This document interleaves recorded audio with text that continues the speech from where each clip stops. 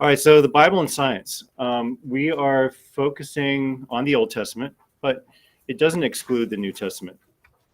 And the main question, which we debated yesterday, is it possible to believe in the Bible and also accept science? A lot of people today, especially like secular scholars who think they're smart, will say, no, you can't have it both ways. You either believe in the science or believe in the Bible, but you can't do both. Right? But we're going to examine how it's possible to do both, which is the traditional Catholic position. As someone said in their concluding remarks, truth cannot contradict truth. We accept that the Bible is true, and we accept that science is true, and since they're both true, they can't contradict each other. Now, before we get into all the nuts and bolts, we need to understand how the ancient people saw the world. And it's pretty interesting because it's completely foreign to our understanding of science. And I'm going to spend a little time on this because one of the big ways to answer the question is we have to see that the ancient world was just completely unscientific. All right, so what did they believe? Well, this was their view of the world. First of all, they didn't believe in other planets. There were no other worlds. But Mr. Feynman, didn't they see stars? Yes, but they had no clue what the stars were. Okay? They had no clue what they were. They were just shining lights. Their idea of the sky was a big tent. Not like we understand it of an atmosphere of air molecules. No, they actually believed there was a solid dome covering this entire world, which was the only world. And above this solid dome, you have waters. And they had different explanations for why the sky was blue, but that was one of them, right? Waters were above this big tent or firmament, and waters were below, and waters were all around. And it makes sense, as they say in the comment, right? Because anywhere you go in the ancient Near East, north, south, east, or west, you're going to end up hitting water. So the peoples of Mesopotamia, the Israelites, all the people in that area believed that the world was just surrounded by water. Okay. Now, how did it rain? This is literally what they thought. When it rained, holes would open up in this solid tent to let the waters in, and then the holes would close up again. Now, you're chuckling, and with good reason, but it's because we see this as ridiculous. They didn't see it as ridiculous. See, it's hard for us to enter into their mindset, but we need to try. And that mindset is just completely unscientific. All right? So these are some of the things they believed. If both the Bible and science are true, then one can't contradict the other. The one who first came up with this principle was St. Augustine. And St. Augustine, 3rd and 4th century, even back then, they were saying stuff like, oh, Genesis 1 can't be true. 3rd and 4th century, they already knew more about science than the ancient Near East people. And so this question is a very old one. What Augustine said is that if one appears to contradict the other, it's only because of a lack of understanding on one side or the other. Perhaps our interpretation of a certain Bible verse needs to be adjusted. But that doesn't make the Bible verse false. It's just a problem of interpretation. Or perhaps our understanding of science is incomplete. I think Justin and his partner did a really good job hammering that home yesterday. If the understanding of science is incomplete, well, that's going to take away credibility from the people who just say, oh, science only, science only. The truth is that our understanding of each is incomplete, and those have to be harmonized. The second main point is that there is no scientific concordance between Genesis 1 to 3 and modern cosmogony theory. Cosmogony is just where everything came from, right? The generation of the cosmos. Nor should such a concordance be sought. All right, so what I mean by this, first of all, what is a scientific concordance? You guys have probably heard stuff like this before. scientific concordance is like, oh, all right, yeah, the let there be light, the let there be light of Yahweh was actually the Big Bang, okay? And then it wasn't 7 days, but it was 7 periods of 1 billion years. And then the order of creation in Genesis actually matches up with evolution, because notice that he created the creatures of the sea and then the land and then man, right? You've probably heard stuff like this before. It's a bunch of hogwash. Now, the intentions are good. Scientific concordance theories usually come from Bible-believing Christians who also want to accept science, and so they're trying to come up with a way to harmonize it. But the reason it's baloney is because Genesis 1-3 is completely unscientific and doesn't even try to be scientific. Even more, not only did the ancient peoples not know science, they didn't even care about science. And they even thought it was proud and not man's place to study science. You can see how different that mentality is from ours. Okay. The point is, we shouldn't try to seek a concordance, because there is no concordance. If there is any lineup, that is coincidental. But Genesis 1-3 was written by an unscientific author in an unscientific time for an unscientific audience. And so it's really foolish to seek such concordance. The Israelites believed in God's direct involvement in natural processes. Okay, so just to give you an idea of what that means, it'd be like me saying, and some of the Greeks believe this too, it'd be like me saying that if I throw this eraser, at every moment that eraser was traveling through the air, God or gods were moving it. Every single phenomenon has a god or gods running it. This was the Israelites' view, and it was the view of some of the ancient Greeks. Mr. Tran. Isn't that true in some sense? Because God In the sense that God is at every moment keeping all things in existence because he's communicating to them his act of being, yes. But not in the sense that God has to move things. Do you know what I'm saying, Johnny? And that's what they believed. They believed that God was directly moving everything, causing every single raindrop to fall and moving every raindrop. Sounds ridiculous to us, but that's what they believed. The Israelites and their neighbors did not believe that science could or should be understood. Now, I'm going to read to you from Job 38 because it gives us an insight into the way they thought.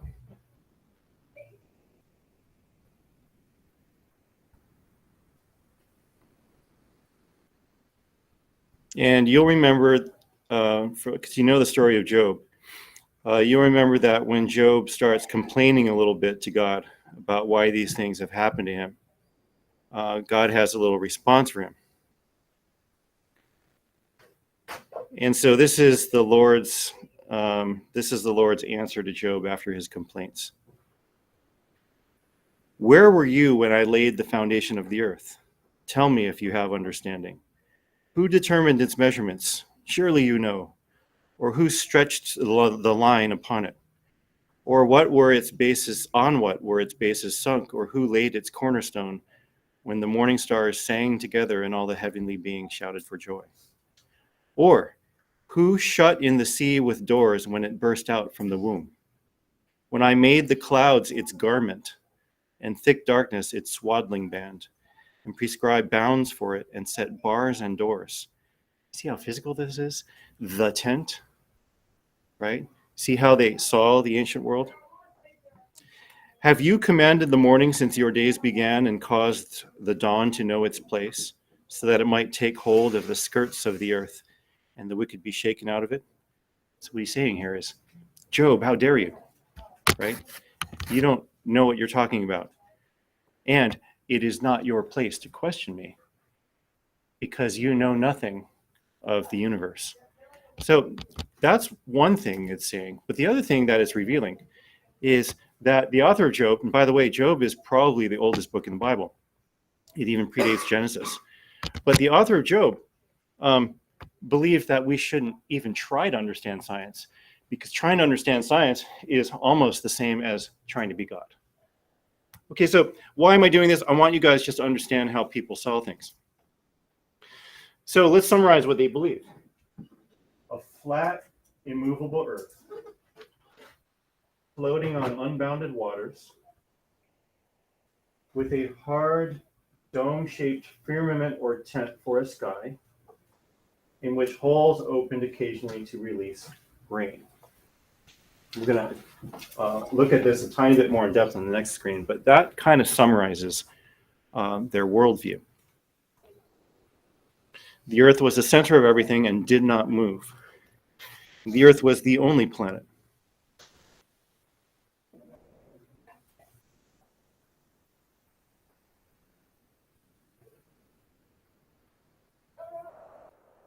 So, Tomas, I'm just going to explain because you're new. You'll see that some people are taking notes, and I recommend that for most, because the notes in this class aren't just for a test. You're actually going to need them for life. I have many former students who've actually used their notes in real conversations. So you definitely want notes for the class. However, there are two options. Some people prefer to watch the video later or get the slides before or after the class, get their notes, and then listen in class. But one way or another, you're going to need to have your notes and keep them forever. Okay? All right. So let's first talk about just a quick note. Yes, you need to write down everything on this screen, but I don't expect you to write down everything on the next one, because on the next one, I'm just going to be explaining stuff. Oh, and that's the other thing, Tomas. All things must be written unless I say otherwise, and I just said otherwise. Okay, so the Earth is flat. The word Earth appears over 2,500 times in the Old Testament. In Hebrew, the Earth is Aries. And 250 times in New Testament, in Greek, Earth is G. Never once is this word referred to as spherical or round. See, they thought that it was just flat, and that the only boundaries of this flat Earth were the waters. Now, what about the boundaries of the waters? Well, they didn't think that far. They actually thought the waters were boundless. But that makes no philosophical sense, Mr. Friedman, because that's an actual infinity and that can't exist. Yes, but these were people who didn't care. They didn't give a rip, okay? It simply did not matter to them. Matters to us, didn't matter to them. It's hard for us to comprehend. All right, but anyway, it was a flat Earth surrounded by boundless waters. So a circumferential sea. So the circumferential sea was going around the circular Earth. Now, the circular Earth is something even they contradicted themselves on, because some would say, yeah, it's flat but a circle. And others would say, well, it's flat, but it has the geography of the coastlines. It's something they didn't really even agree on, but again, they didn't care. So we see in Proverbs and Job the description of the creation of the world. All right, so in Proverbs, God inscribed a circle on the face of the deep.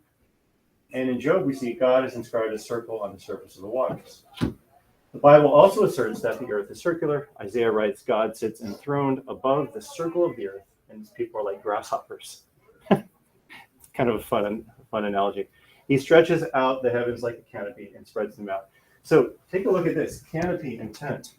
Another reference to the fact that the dome of the sky was solid. The dome of the sky was solid. It was a solid tent that covered the circular earth like a dome. The earth is immovable. So the Bible records 3 times that the world is firmly established, cannot move. See that in Chronicles and twice in Psalms. The stability of the earth, again, we're still in the not writing stage as far as notes, is understood to be like that of a building set on the solid foundation. So God mentions this in Job. Where were you when you set the cornerstone and the foundations and sunk the bases of the world? And the writers frequently refer to this solid base as the foundations of earth. Okay, so hopefully you guys are starting to understand and trying to get into the mindset of the ancient Near East peoples. They didn't know science. They didn't study about science. They didn't care in the least about science.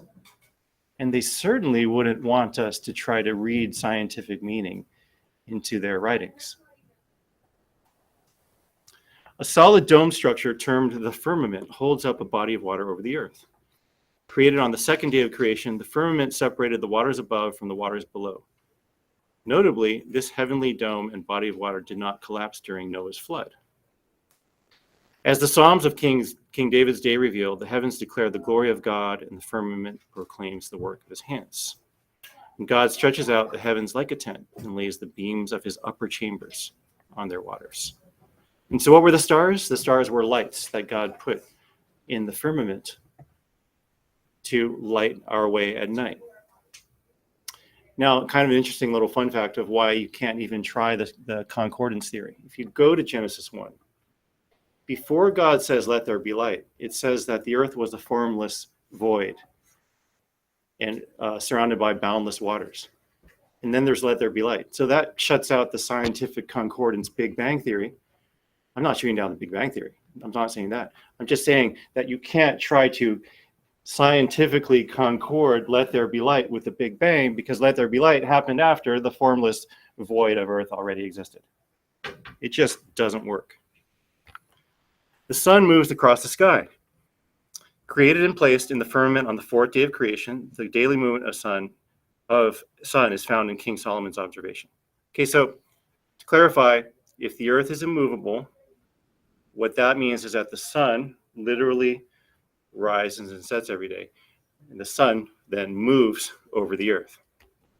The sun rises and the sun goes down and hurries to the place where it rises. It also appears in the psalmist's praise, the sun rises at one end of the heavens and makes its circuit to the other.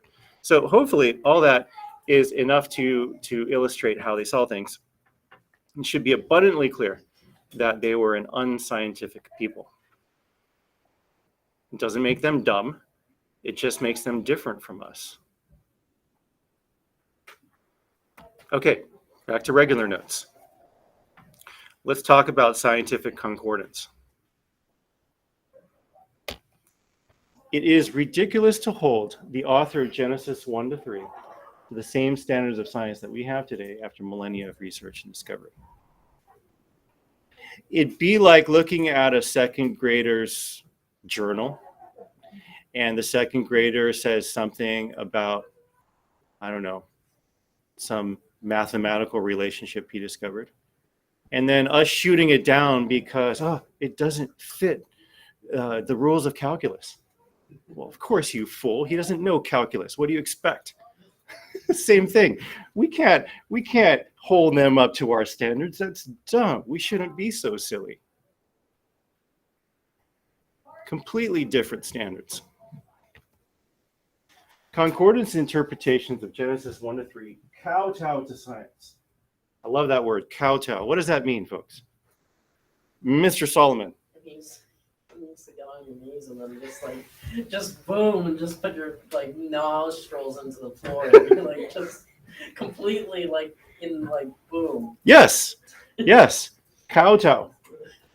It's actually an English misspelling of the Chinese, because kowtow in Chinese means, yes, getting down in homage, right? In worship. We shouldn't do that to science. Science isn't God.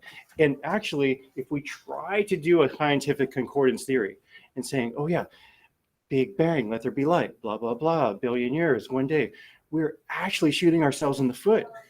Because what we're saying is, we have to fit the Bible into science because science is almighty.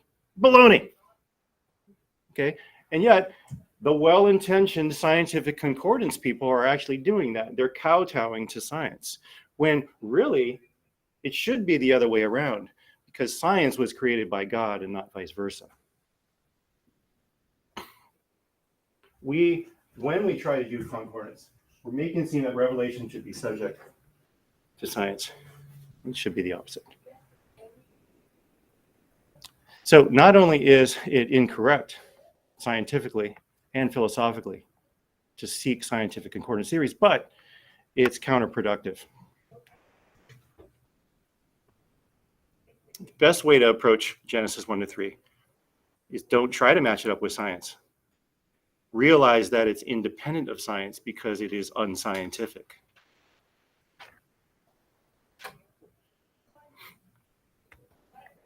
So if Genesis 1 through 3 is not scientific, what did its inspired author want to convey? Why is this an important question? Because then you could say, all right, Genesis 1 through 3 is unscientific, meaning, okay, that stuff didn't happen, so then why should I believe any of it? See, that's not the point. The point of Genesis 1 through 3, the creation story, isn't to tell us how things happened. Science tells us how things happened. The point of Genesis 1 to 3 is to tell us why things happened. Science can never say anything about why. Science can't even try to answer why. Science only answers how. It's philosophy and theology, God himself, who answered the question of why. All right, so we're going to talk now about the 9 truths that Genesis conveys, things that are absolutely true, even though we don't understand exactly how they happened, because that's not important. The first thing is this: God is personal. What we see in Genesis is that God isn't just some kind of force. Remember how smart Aristotle was? And with just the use of reason, got to the first mover and the first efficient cause. That's great, but he never called that cause or mover God. He didn't have the light of revelation that we have, which tells us that God is personal. We can come up with good arguments to back up the fact that God is personal, as we did in the first topic of this course. But still, the fact that God is personal is a revealed thing. Second of the 9, God is good and has made everything good. And you might say, well, that's a no-brainer, Mr. Fryman. Of course, that's true. Well, no, because before Genesis, there were religions who believed in good God and bad God, or many good gods and many bad gods. We needed revelation to affirm that God is good.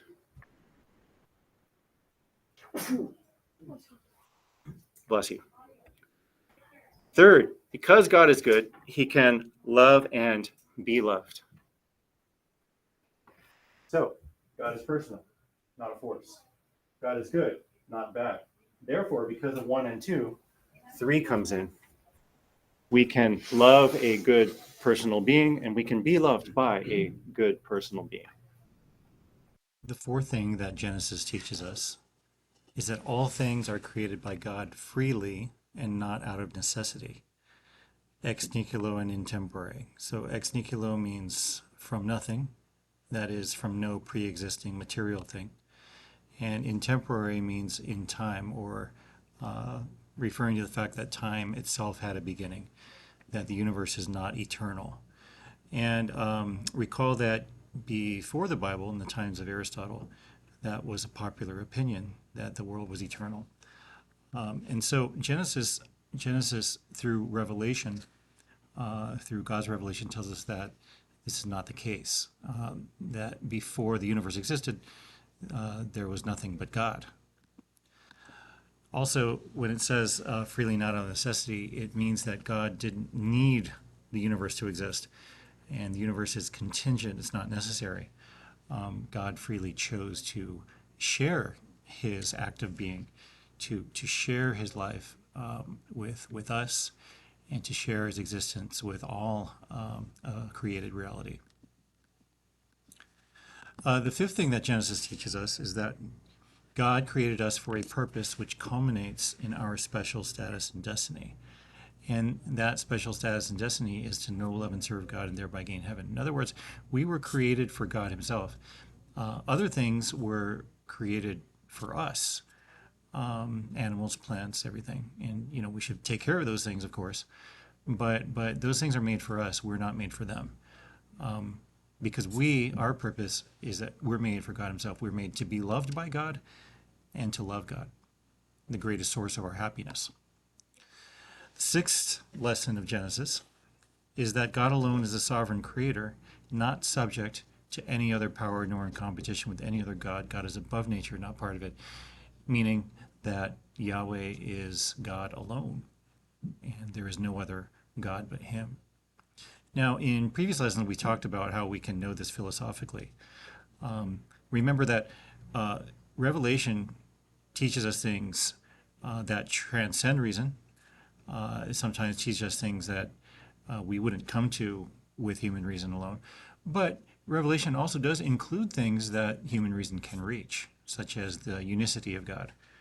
I like to think of the Ten Commandments as an example of this. You know, the first three commandments are definitely divine positive law, laws that God gave that we wouldn't find just from using reason alone. But commandments 4 through 10 are really natural law, things that we could reach through reason alone. All right, so remember, all of these things that Genesis is teaching us, they have nothing to do with how the world was made. That's the whole point of this lesson. The purpose of Genesis is not to tell us how the universe was created. It does tell us how the universe was created in a non-literal way. But what's much more important in Genesis is these lessons that I'm describing. These are the things that Genesis teaches us above and beyond, you know, the facts of how creation happened.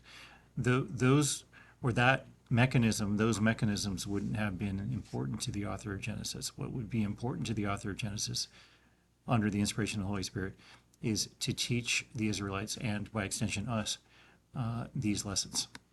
The seventh lesson: Sabbath rest is important. If God did it, then so should you. Now, this is kind of hard for us to understand in the sense that we don't really, first of all, we don't observe the Sabbath as Christians. We observe the first day of the week, Sunday, instead of the Sabbath. But that's really just a continuation or a fulfillment of Sabbath rest.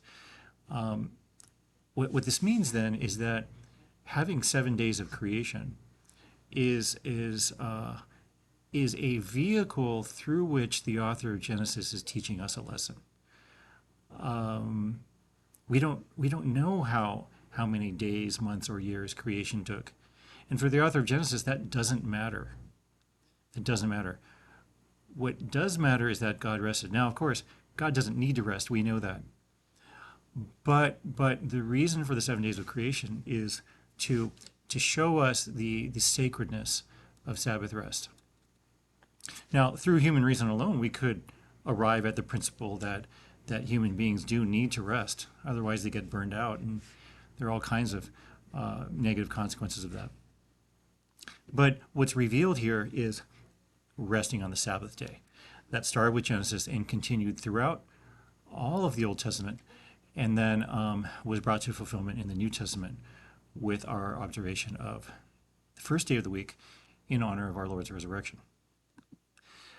Number 8, the human race had 2 original parents, and this is contrary to the theory of polygenism. All right, so monogenism says that we all came from 2 parents, Adam and Eve. Polygenism says that the human race came from several couples, perhaps in different parts of the world.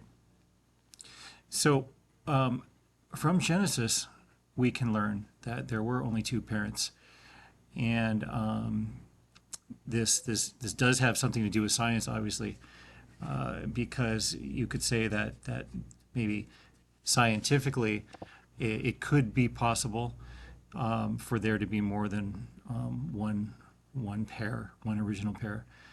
But what Genesis is doing here is it's revealing to us a truth that there was only one pair. In the same way that philosophically, at least according to Aristotle, not according to other philosophers, but according to Aristotle, philosophically, it is possible for the universe, the created universe, to be eternal, eternally caused. But we know from Revelation that this is not true. Same deal here with polygenism versus monogenism, right? Something scientifically possible, but is not true, and we know that because of the revelation, this 8th lesson that Genesis contains. Now, if you want to learn more about that, I recommend this document written by Pius XII in 1950, Humani Generis, in which he talks about this. He does say very, very explicitly in the document that we as Catholics are free to accept the mechanisms of evolution. We don't have to, but we can. But one thing that we don't have that freedom of opinion in is how many original parents we had. And this makes sense because, the whole rupture of human nature and the passing on of that ruptured human nature only makes sense if you had original sin in one original pair of parents. All right, the 9th lesson is that man's nature was ruptured by original sin, making redemption necessary. Notice that lesson number 9 ties in with lesson number 8, because in lesson number 8, the original parents ties in with original sin, that it's then passed on to every other member, every other descendant of Adam and Eve. Now, these are the 9 lessons of Genesis. Some of them are partly reachable by human reason. Some of them are not. Some of them, such as numbers 4 and 8, show us something that there could be another way, but we know that there isn't another way because it's revealed truth. This is one of the reasons why we have Revelation. Revelation is God speaking to us. It's how he talks to us, but it's also how he teaches us things that surpass human reason, or things that in which there could be different philosophical or scientific explanations, and yet we know which one is right because God has revealed to us. He's revealed us the truth. All right, now the next major topic is Old Testament miracles. So up until now in this class, well, in today's lesson, we've been talking about Genesis 1 through 3. Notice I keep saying 1 through 3 because Genesis 4 and subsequent, and all of Exodus and Numbers, Leviticus, and Deuteronomy, those are not symbolic books. We need to make this distinction because some people say, all right, I get you, unscientific, Genesis 1 through 3, symbolic. Yep, all makes sense. And then they'll say, therefore the entire Torah and the entire Old Testament is symbolic. False. And we're going to talk about why that's true. First of all, in Genesis 1 and 3, it is written as a fable. Okay, we can tell from the language. It's written in a way that even matches Babylonian and Sumerian fables. But the tone changes completely from Genesis 4 onward. And so Old Testament miracles are really the miracles of Exodus, the 10 plagues and things that you guys mentioned yesterday in the debate. All right, you don't have to write this quote. It's a long quote, but we're going to read it and understand it. This is by Stanley Yaki, who was a great physicist and a Catholic priest. And he said this in his book, Bible and Science. The Christian theological principle that grace was not meant to destroy nature, but to elevate it, governs miracles as well. This is why all major biblical miracles, especially God's great acts in the Old Testament, or his large-scale interventions in nature, like the parting of the Red Sea, have always been so many enhancements, subtly miraculous to be sure, of natural forces or conditions already at work.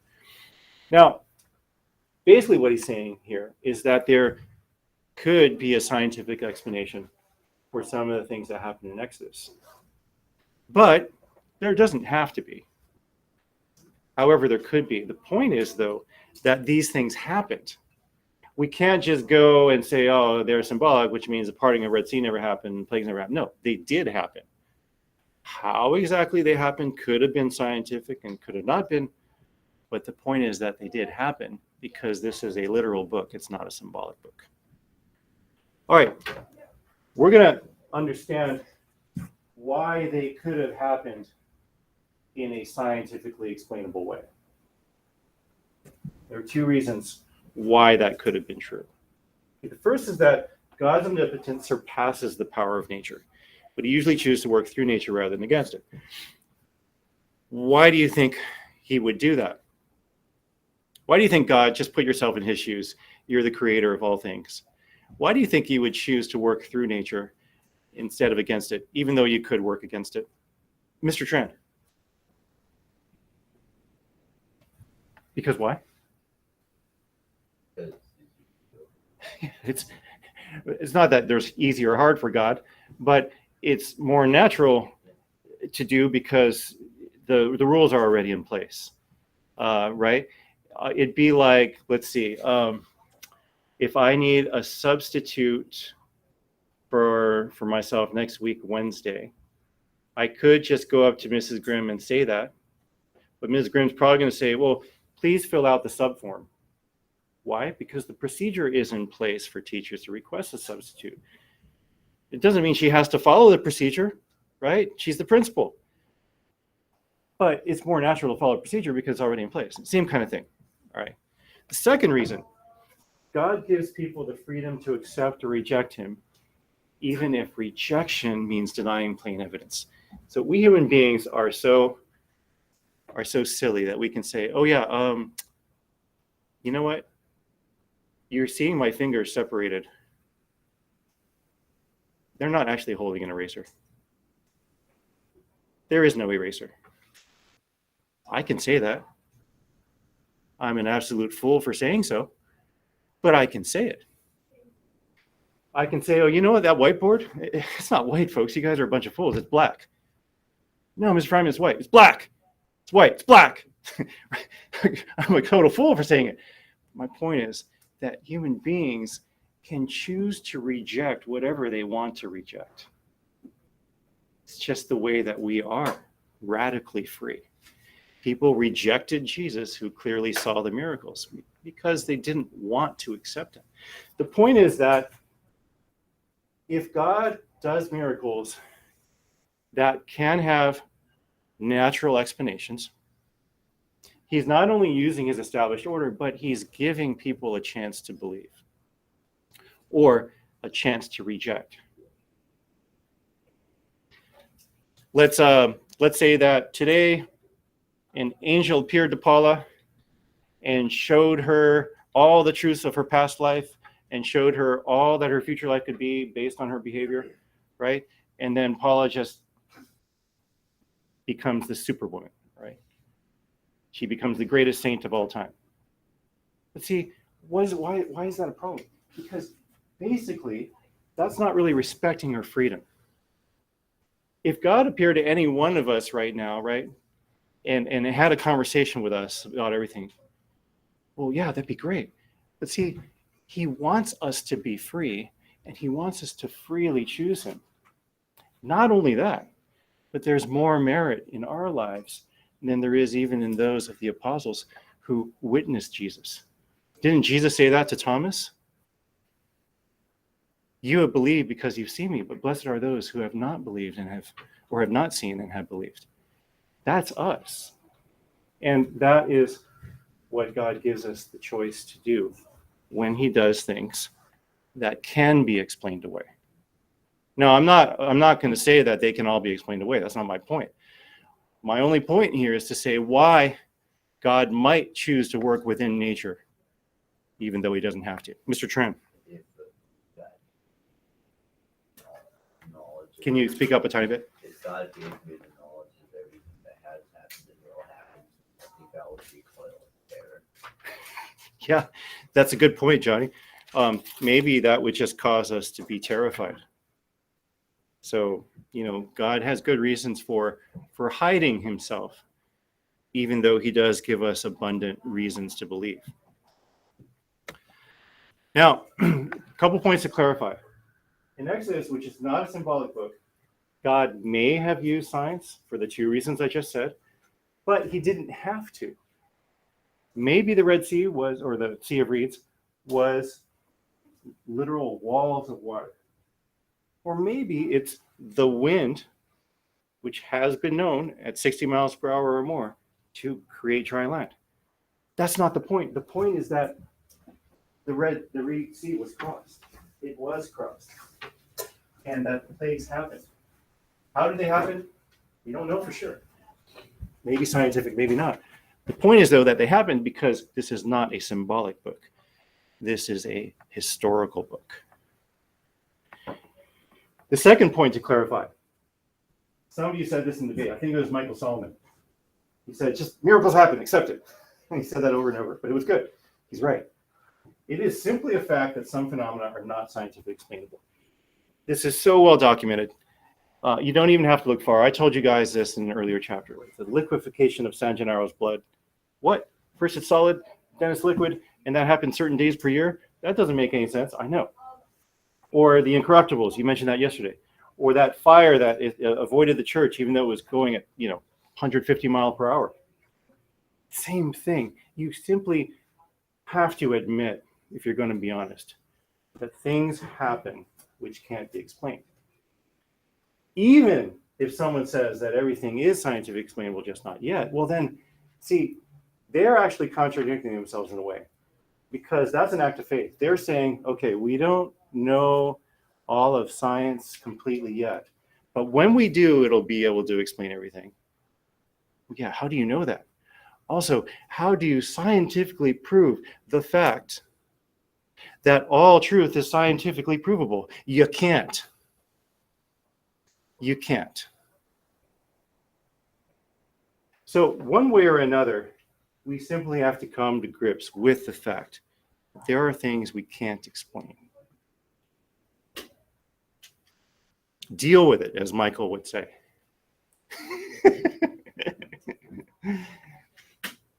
Just deal with it.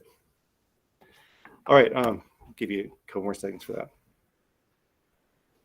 So again, these things happened. Could have been through science, could have been completely contrary to science, but one way or another, they happened at the time when they were supposed to, and they happened with the right intensity. All right, now we're going to talk specifically about how these things could have happened scientifically. What was the pair of speakers? They did a really good job yesterday. I think it was during their list proof. And yeah, was it, who are you with, Cassie? Yeah, and you guys were, you and Jude. Yeah, so Cassie and Jude did a great job talking about all the way these things could have happened. So I'm gonna repeat some of that. But again, they didn't have to happen this way. It's just good for us to know that it was possible. All right, so let's look at some examples of Old Testament miracles. First one, the Great Flood. Someone in the debate said, well, you can't have the whole world flood. Well, that's true, but it wasn't the whole world. Remember what I showed you guys at the very beginning of the lesson. For the ancient Near East peoples, Mesopotamians, Canaanites, Israelites, all those guys, theirs was the only world. They didn't know about China, South Africa, right? South America. They didn't know about that stuff. Those things didn't exist for them. So for them, the Mesopotamia river basin, that was the entire world, which could have flooded. And in fact, there's good archaeological evidence for it. It happened in around 9000 BC. Evidence for a flood that covered that entire region. Now, was it 40 days? Not necessarily. Could have been 20. Could have been 180. But 40 was a symbolic number for a lot. Jesus fasting in the desert 40 days. Could have been 30, could have been 50, didn't matter. It was a lot of days, so that at the end of that, he was very hungry. The point is, though, that it wasn't necessarily the whole world, and it certainly could have happened. The plagues. So the blood red Nile, as I think Cassie mentioned yesterday, you have these, the dinoflagellates, which turn the water red. It's also a poison that kills fish. That can infect frogs to invade the land. This isn't just possible. Stuff like this has already happened before. In the records of the Mesopotamians and the Sumerians and the Egyptians, they have things like this that happened in their history. They happened occasionally. And what did all of those cultures say? Because they had no clue what a dinoflagellate was. All they said was, the river turned to blood. It's the only explanation they could come up with. Or how about the Sea of Reeds? By the way, it's not the Red Sea. The Red Sea was popularized as a translation by the King James Bible, which, as you know, is Protestant. But it wasn't the Red Sea. It was Yam Suf in Hebrew, which means the Sea of Reeds. And the Sea of Reeds is a narrow sea to the north of the Red Sea. I'll show you a map soon. And as Cassie and Jude said yesterday, a 60-mile-per-hour wind is all you need to cover or expose the land for a few hours. What was it, 4 hours, Jude? Yeah, that's 64. 60, yeah. And if you have more speed, well, then you expose it for more time. The point is, though, that it can happen, and it has happened. Now, I'm going to show you a map, and then we'll go back to this. All right, so here's the area we're talking about. This is the Sea of Reeds. Okay, so the Red Sea has a fork at the top and then the big body. This would be the West Fork, another one down here. Okay, but the Sea of Reeds then would be this sea. It looks like a small canal. Today it has become the Suez Canal. But the Sea of Reeds can be turned into dry land when winds are strong and steady enough. Now, this is a likely place of their crossing from Egypt into the Promised Land. But another place that it could have been is down here at the fork where it comes to the big part of the Red Sea. There's another narrow part called the Strait of Tiran, which is about that wide, and where the same thing can happen. We don't know for sure which one it was, but we know that it wasn't just in the middle of the big Red Sea. We know that because that doesn't match the translation of the Hebrew. Personally, I think this is the best, most likely choice, but we don't know for sure. It was a narrow passage, though. Now, the question then you might have is, all right, so then if it's scientifically explainable, how is it a miracle? And the answer is, it's all about timing and intensity. It's timing and intensity. See, the wind happened at just the right time and with just the right intensity so that they could cross, the Israelites could cross, and then the Egyptians couldn't. So scientifically explainable, yes, but how do you explain that it happened at exactly the right time and with exactly the right intensity? See, any way you cut it, that part is miraculous. And things like this happen all the time, right? Let's say that you want to explain away that fire in Wisconsin I told you about, 1871. Peshtigo, Wisconsin. You've got a church, which is the Shrine of Our Lady of Good Help, and the Christians escape to the shrine. Fire is raging in all directions, going so fast that even cars couldn't get away with it. If cars existed at the time, which they didn't. But the point is, it was consuming everything in sight. Right? How do you explain that the church was untouched? You can't. And even if you say something like, oh, well, there was another crosswind that came just in that spot, and therefore it went around. Okay, so I have scientifically explained it. Yeah, but then how do you explain the fact that it happened right when the Christians needed it and just for as long as they needed it? You can't explain that away. Mr. Ducker. What if you have people who just say that it's extremely lucky instead of being a miracle, just being highly improbable? And that's where faith comes in. See, remember in this class, I always tell you, faith is reasonable, but it's still faith. And if someone wants to take that position, there's not much you can do. You can kind of show them how very unlikely that is, right? How extremely unlikely that is. But in the end, if they want to insist on their position, they're going to. Okay, it's a good question. I want to give you a little personal example. This is something I actually experienced. It was April 30th, the year 2000. I was in Rome. I was at the canonization of St. Faustina, and this was actually the very first Divine Mercy Sunday of all history, because at her canonization mass, John Paul II made it a feast day. But here's the really cool thing. That day, all over Italy, it was raining cats and dogs. And then everyone had come with, umbrellas and everything, raincoats and stuff. The minute the mass started,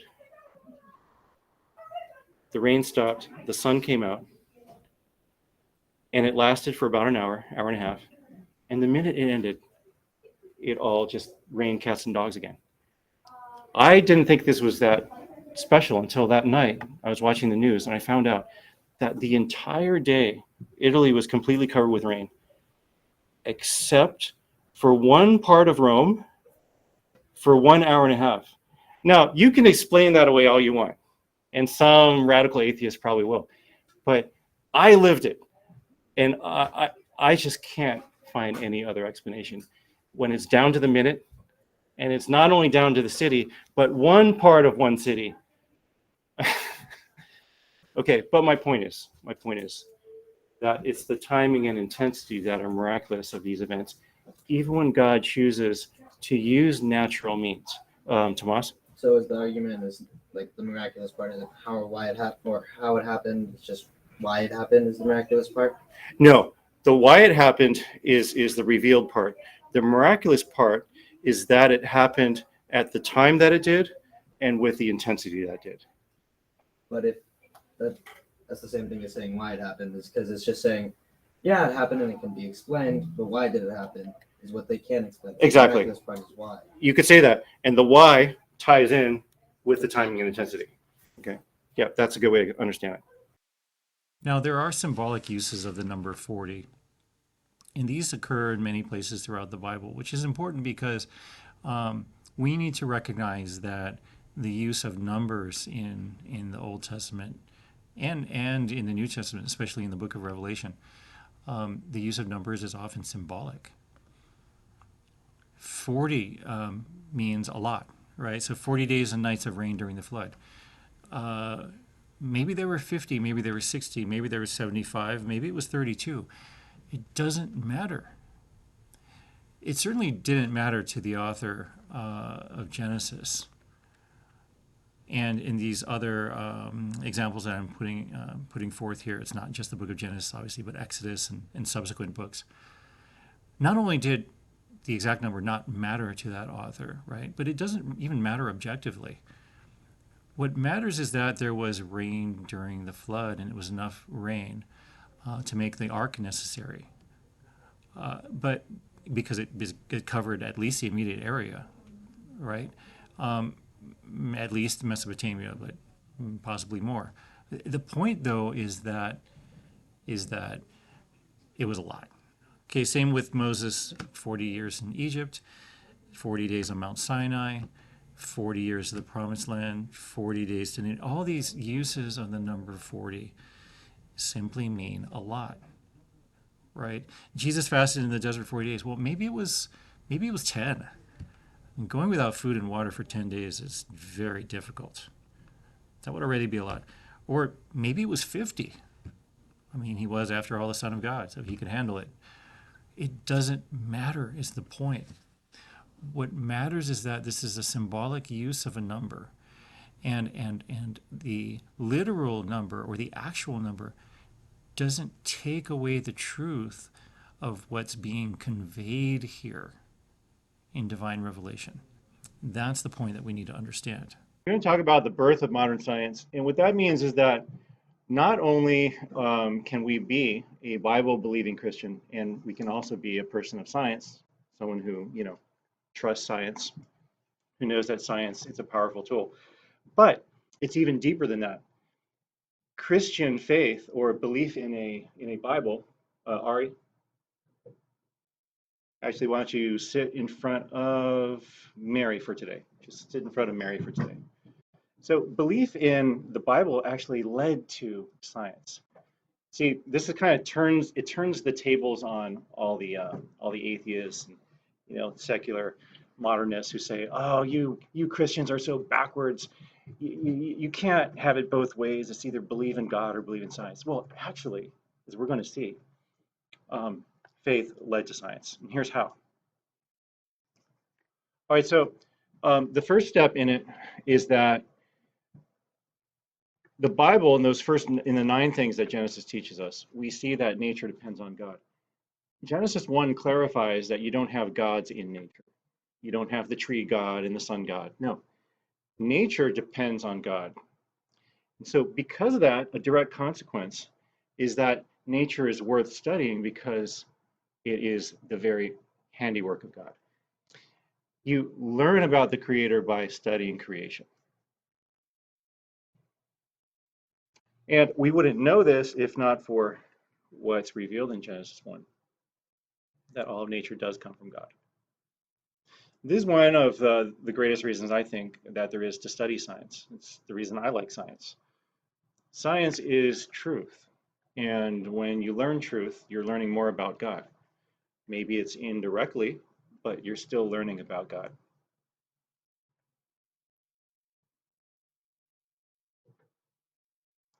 The second way that the Bible led to science is this. If God created the universe from nothing, then everything in the universe is rational and ordered. If this is true, then the whole universe is governed by a single set of laws.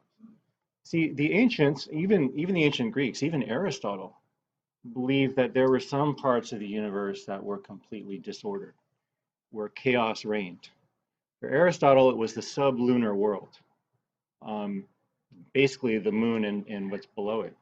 He believed that there was absolute perfection in everything beyond the moon. The people before Aristotle was even more than that. They thought that everything was chaos, and that the only thing that put order into the universe was the god of the tree, or the god of the sun, the god of the river. But see, the whole reason that we can do science is because we can trust that science depends on laws. And we know that science depends on laws because of the great order that God put in the universe.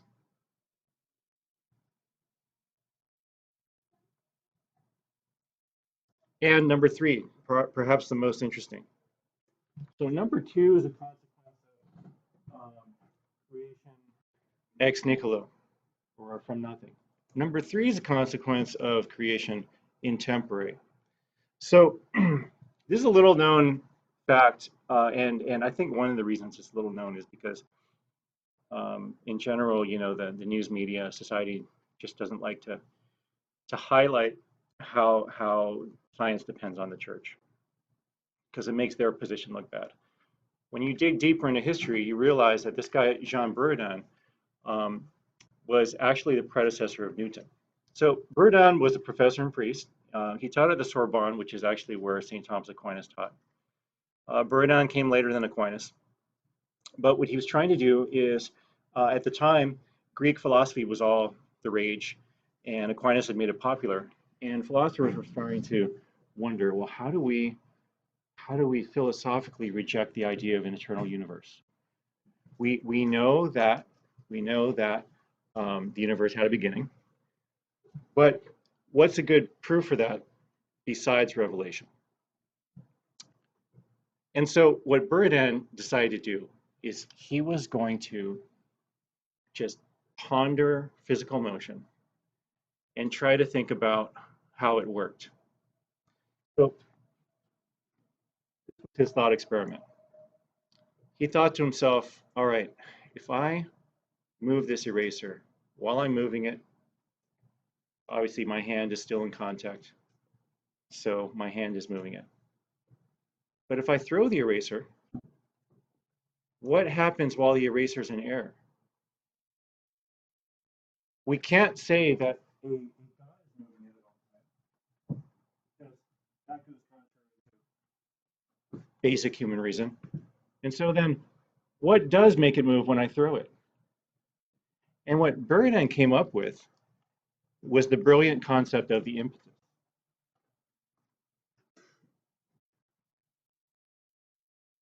He called it the impetus. The impetus is the principle contained in all things that allows that thing to stay in motion once put in motion. So what Buridan said is the reason that these things move at all is because of impetus, and impetus is what Newton was later going to call inertia. So you could say that Newton's three laws, the first one being the law of inertia, right? Objects at rest tend to stay at rest. Objects in motion tend to stay in motion unless acted upon by external force. The concept of inertia came directly from Buridan. What Buridan said was impetus. It's the reason things move or the reason things stay at rest. Now, Newton, who was a Christian, and actually was humble because he realized that his accomplishments depended on Buridan's. He was asked once.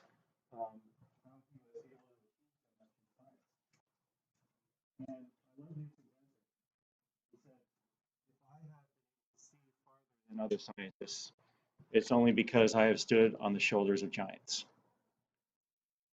Right? Imagine yourself in a crowd. You can't see far, but you stand on someone's shoulders. Well, then you'll be able to see far. That's what he meant.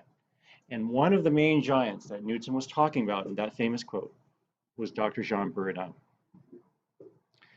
And so what this means then is that the biblical doctrine of creation provided the spark for the development of modern physics, Newtonian classical mechanics.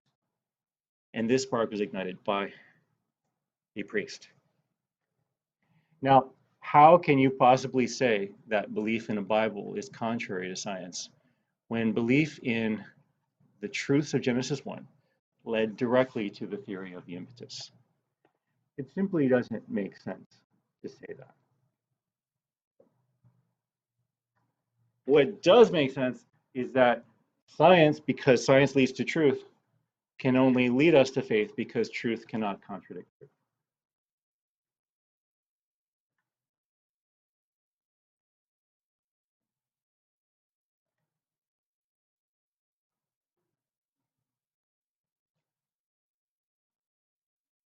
Any questions so far? So going back to the impetus, the reason that we thought of coming up with it, what did that have to do? So here's the connection. What Aristotle had said and the other ancient Greeks is that the universe existed eternally and there was motion eternally. And this motion was continually caused by a mover. But see, if we take away the fact that God needs to constantly be moving, well, then we've got to understand that motion had to begin somewhere.